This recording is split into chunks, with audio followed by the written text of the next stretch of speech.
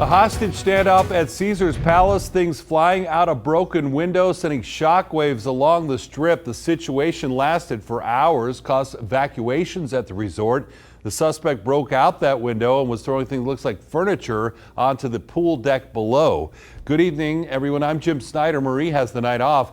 Police were able to finally get it all under control, arrested the man they believe is responsible. And News 3's Kata Munch brings us some interesting perspective from a former FBI agent about the difficulty police face while they eagerly work to de-escalate the situation. Yeah, that's right, Jim. But first, we want to stay zoomed in on the window, the Caesars Palace window here, and give you a closer look of it right now this evening. You can see it's been boarded up.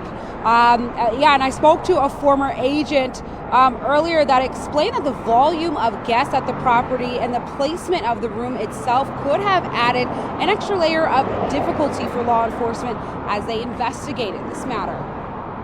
SWAT successfully arrested a suspect accused of taking a woman hostage at Caesars Palace Hotel without further incident. He's still throwing things. John MacVeigh, a former FBI agent with 23 years of experience, says although law enforcement is trained on how to protect the Las Vegas Strip, they still could have faced added challenges. Well, you have to worry about anybody else that, could be on the floor that is in danger. And I know that probably the police department, working in association with the security with the hotel, would have probably cleared the floor above and below and on that floor so that they could have a safe perimeter.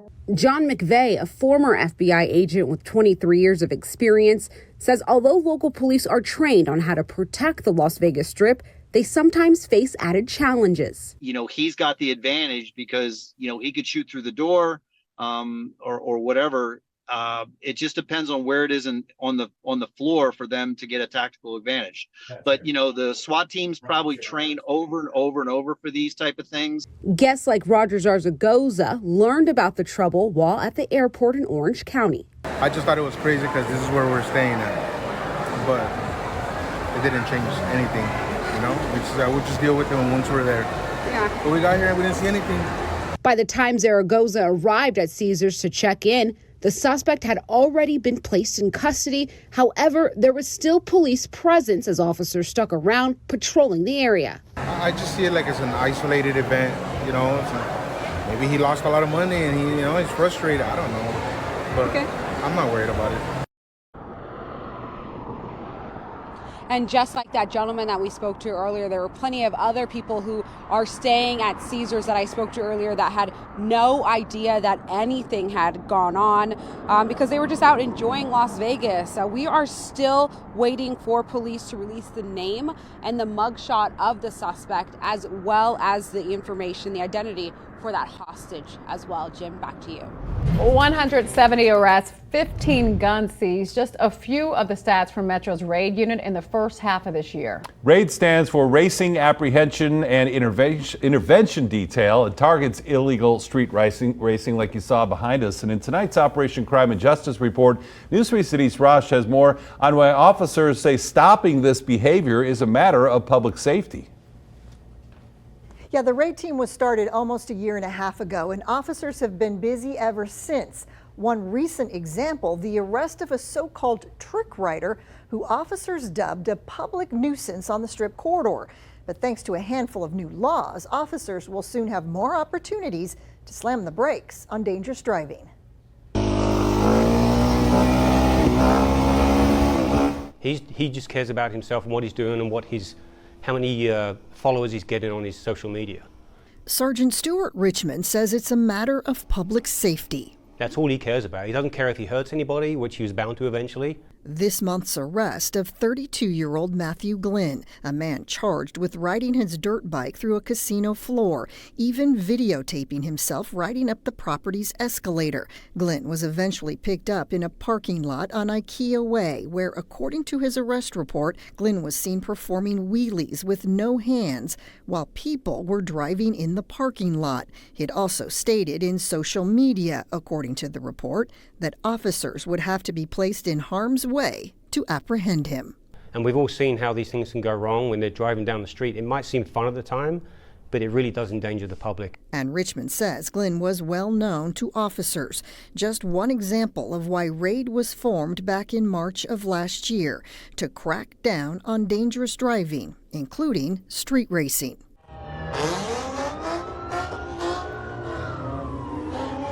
So far this year, the team has made 170 arrests and issued 1,300 citations. Starting this fall, police will have another option when it comes to stopping reckless behavior. Ticket and tow begins in October. Where if you're caught reckless driving on the street, we're going to tow your ride, tow your car, no matter what. You don't get a chance to give it to someone else or get your mum to come and pick it up because it's registered to your mum or dad. It's going to get towed and you're going to pay the impound fees. Then there is Metro's partnership with the Department of Motor Vehicles. I like to say that we're the best kept secret in law enforcement. J.D. Decker is Chief of Compliance Enforcement for the DMV, who says along with citations at street racing events, his officers can go one step further, canceling the registration of cars that are not street legal. There are violations, especially safety or emissions violations, which make the vehicle unfit to be on the road. We can impound it, we can cite it, and issue a notice that the owner has 30 days to actually correct the violation. Meaning the owner is required to undo any racing modifications that were made, costs that add up. People have been hurt and people have been killed.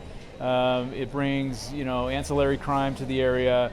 And then in our case, it blocks streets and roads for their, use, whether it be commerce or, people who live here. In fact, in March, NDOT went so far as to install rumble strips at one northeast intersection known for street takeovers.